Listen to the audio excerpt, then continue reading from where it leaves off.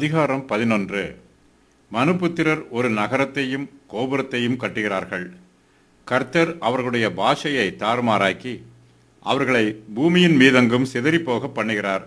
பூமியின் மீதெங்கும் சிதறி போகாதபடிக்கு ஒரு நகரத்தையும் ஒரு கோபுரத்தையும் கட்ட வேண்டும் என்பது மனுபுத்திரருடைய திட்டமாய் இருக்கிறது. தேவனுடைய நீதியான நியாய தீர்ப்பு அவர்கள் மீது வருகிறது.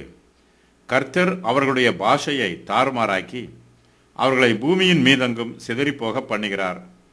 சேமுடைய வம்ச வரலாற்றை பற்றி இந்த வசன பகுதியில் சொல்லப்பட்டிருக்கிறது. இந்த வம்ச வரலாறு ஆபிரகாம் வரையிலும் விரிவாக சொல்லப்பட்டிருக்கிறது. தேராகு ஆபிரகாமின் தகப்பனார். இந்த வசன பகுதியில் தேராகுடைய வம்ச வரலாற்றை பற்றி சொல்லப்பட்டிருக்கிறது.